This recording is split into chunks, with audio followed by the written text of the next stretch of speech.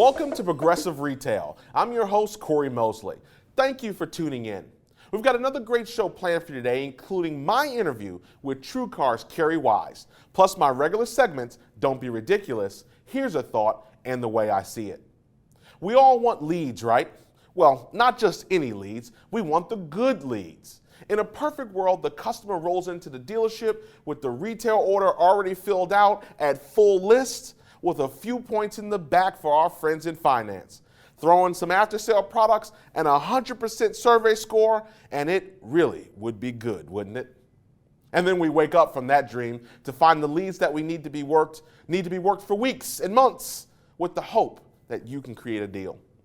Then you have lead generators and aggregators getting into the mix, determined to disrupt the market in the name of a better customer and dealer experience. Once we take a closer look to realize that, done right, third-party lead generation can represent a huge upside to your dealership. And unless you've been living off the grid, one of the major players that's driving transactions to the marketplace is TrueCar. So I've invited Kerri Wise, Vice President of Dealer Marketing at TrueCar, to discuss consumer behavior and share what the best dealers are doing to convert leads into sales. Kerri, thanks for joining us today. And thanks for having me.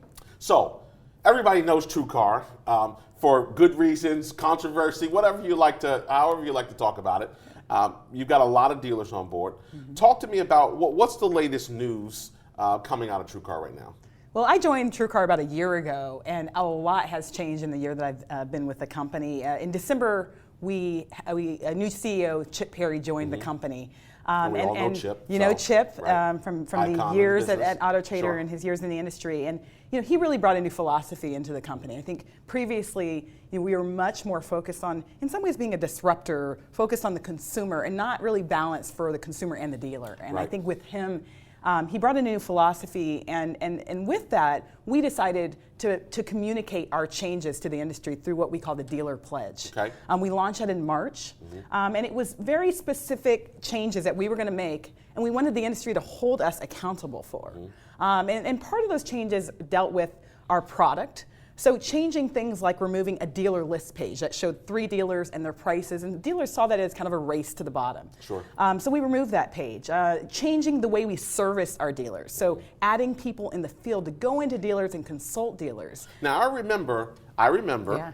This is probably pre-you, because I know you snuck in, hey, I just been there a year, so right. Don't blame me for anything. That's the absolution, right, from anything. Exactly. So, I remember having to go in and working with dealers, and we'd be going in every 5 minutes to look and change because somebody was trying to beat us and we were going $100 lower, and it just became this whole aggressive pace that it became this thing you begrudgingly participated in.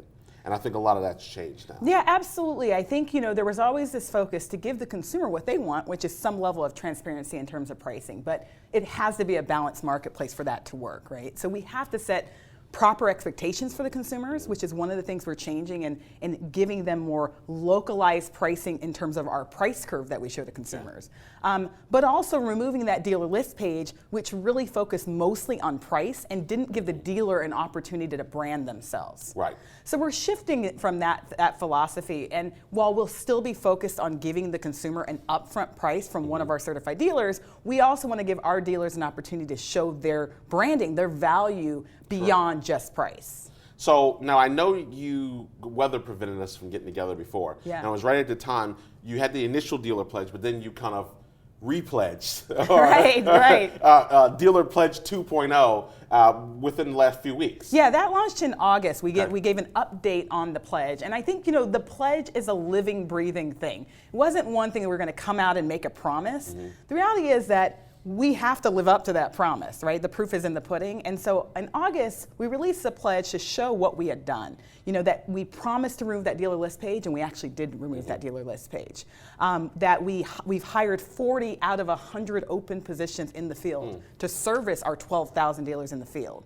And that we've removed commercials that we got complaints about that were not as dealer friendly. So we delivered that update, but we plan on going beyond that. I mean, this is just scratching the surface on the changes we plan on making at TrueCar. So how are the best deals? Let me step back for a second. You told me something. I forget where we were, honestly. Yeah. We were somewhere. Oh, we were at somebody's event. Yeah. And you were talking about this thing that you guys do, this checkbox that somebody could check and they don't know, where it's something like you will guarantee their car if it gets damaged. There's something. Do you know what I'm talking about? Yeah, yeah. And nobody had there were dealers all in the room that were like, we're on TrueCar, and nobody was using that. What was that? Yeah, that was called buyer's bonus. Yes. And it is basically, we give the consumer $2,000 in auto deductible reimbursements if they get in a car accident. And basically, it's included as part of the TrueCar service. But the dealer has to opt in to do it. The dealer has to just know about it. Okay. And that's part of the reason why we need to hire more people in the field to educate our dealers that there's a buyer's bonus benefit for the consumer if they buy only from our TrueCar certified dealers. You just got to mention it. So it's part of the reason why, when I said going beyond the pledge, we're doing things like this dealer summit event, right? We're going around the country. Our first one's on October 11th in Atlanta. And we want to go out to the dealers, right? We want to have events, educational events, where we share things like the buyer's bonus and other ways to maximize their performance on TrueCar. And not only on TrueCar, really, these apply in some cases to other third parties as well. So the Dealer Summit will start every month. We'll be in Atlanta in October, and then we'll go to different cities around the nation. So tell me, how are some of the best dealers right now leveraging the platform? Yeah, it's a great question, and I think it's one of our... That's always what I say. People always say that, and thank you very much, That's your way of kind of giving yourself some time to think about the question, right? That's right.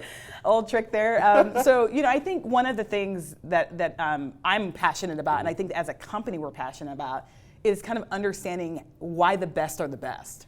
Because at the end of the day, we're not a dealership. I'm not a national trainer like you are. But one benefit that we do have is that we're able to see consumer behavior, 8 million consumers shopping online, and we're able to see 12,000 dealers and whether they're closing sale or not and what they did to close that sale.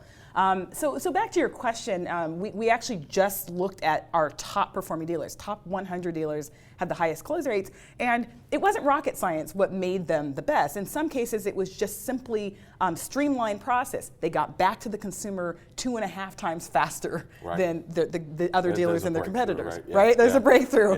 Customer. Philosophy, right? So a lot of times when we interviewed their management, they tended to have kind of a more transparent philosophy. Whether it was they were ahead of the curve and they understood that this is where consumers were moving and I kind of have to go with the flow, or in some cases it was just kind of a pragmatic look. I kind of have to be this way. I have to kind of be upfront because consumers are demanding that. But then also when it came to I'm going to tell you something. Yeah. We told you in the interview that I might come up with I had this idea. I want to just go on record. And my guys will tell you, guys who have been with me a long time will tell you, I had this idea and I said to myself, wouldn't it be great if we can go to American Express, we can go to these guys and capture their customer base and then use that as an auto buy program. Wait, I was just a little light on cash. So you developed TrueCar before we did? Yes, I take full, make that the record. Yes, that's exactly. We have 650 partners now, so you can catch up with us. I had in my mind, I was all there, but I went looking for a few $100 million to launch my little idea, and the coffers were kind of empty. It was definitely a good idea. No, I think the biggest difference with our top performing dealers is how they customize the experience for the customer. So the opposite of that then is people who are struggling. Because you have a ton of fans. For everybody that may say, "Oh, I don't want to pay somebody to sell leads or whatever," again, it's a knee-jerk reaction because that's how we are in the business. But there's plenty of people who are ringing the bell with TrueCar deals. When people are struggling, and you see someone struggling, what's usually the situation that's driving that, and then how can somebody turn that around? They typically have a one-size-fits-all approach, right? They think of all leads as the same. And the reality is that our leads are different. They're different because our leads are coming from 650 different sources. We power 650 sites. Sites like USAA and Sam's Club and Consumer Reports. So I've personally used it.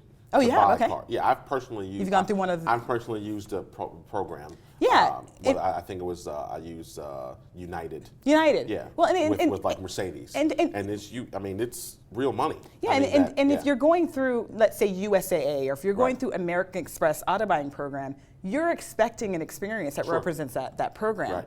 So if the salesperson. Negotiate some more though. Well, but now you're not going to have those 3 dealers to compare against up front. It's not going to be as easy. Well, I already know I have the incentive, so then I'll just go grind whoever the dust. And that's when the salesperson has to sell their value and hold that price. That's right. But I think the key thing is that the biggest mistake is treating them all the same, right? So that if you're a USA customer, that USA customer is expecting you to say, I'm the USA representative here at the dealership, right? And knowing the to differences. create that level of comfort. Yeah. Absolutely. And we call it like leveraging the trust that USA has, That's or right. leveraging the trust that TrueCar has. That's right. And then knowing the details of the program, like buyer's bonus, that you have this auto deductible. Yeah, I never heard of it. Insurance included in your package. So I think knowing the details of the customer, our typical customer goes through 15 different steps before they ever become a lead in a dealer system. Right. So it's very frustrating when they go through those steps and they get with it. And then have the whole thing blown up. Yeah, and like quick, easy, convenient, and then we back them up in F&I for 3 hours. Right. Yeah. Or I configured my car, it's ready to go, Right. and you ask me what car I want. So I think it's Right. customizing the Yes. experience, not starting them over from the beginning. Paying attention. Yeah, picking Right. the deal up where the Reading deal the lead. left off. Yeah. Reading We can the go lead. back. We can go at Costello on this. Yeah. So, all right. I always ask everybody who's on the show, looking in their crystal ball. So, if you were to look in your crystal ball, what's on the horizon? What's the future of auto retailing, in your opinion?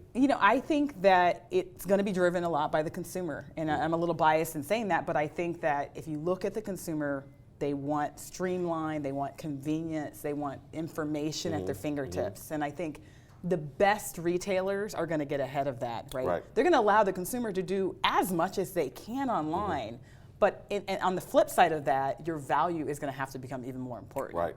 Because if you don't have a value, and I'm doing everything online, Right. I need to understand why I want to work with you and how you're going to help me. That's right. Yeah, because Well, it's the kinda like- internet's not going to replace the dealer or the salesperson. Correct. Well, it's kind of like, a famous poet, Kanye West, said, listen to the kids. Exactly. I love that. Listen, Kerri, thank you for joining the show Thank you so today. much. This was so much fun. Thank you very much. Appreciate it. All right. Now it's time for Don't Be Ridiculous. where the dealer remains anonymous, but the story must be shared. So here's the scenario. Internet department is looking to gain momentum and get more aggressive with their follow-up and their response times. They find themselves speaking to more customers and quoting what they believe to be aggressive prices, but they just aren't selling more cars.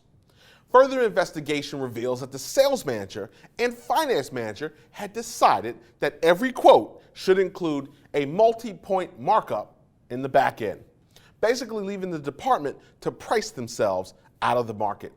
To that, I simply have to say, Don't be ridiculous. if you have a Don't Be Ridiculous story to share, please email us at cbtshow@corymosley.com. If we use your story on the show, we will send you your very own Don't Be Ridiculous t-shirt. Now, here's a thought. Now, I can't tell you what to sell your cars for or what should be an acceptable profit for you. However, I can suggest that you think through your strategy before putting money and resources behind it.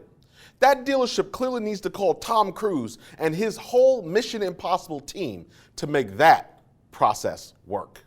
Finally today, as I continue to beat the drum for change in our industry, I am asking all owners and decision makers this question. Do you know what's actually going on between your team and the customer? Our office spoke with a dealer last week about his internet department, and he raved and raved about how great it was. Yet his mystery shop revealed misspelled emails, multiple autoresponders going out, and a 5-hour response time by phone. Far from anyone's definition of great. With all of the things going on from compliance to inventory to CSI, it's the frontline processes that we all live or die by. When's the last time you took a look, and better yet, took an interest, a real interest in those processes? And that simply is the way I see it. Log on to mosleyautomotive.com to learn how we are helping dealers become more progressive and profitable.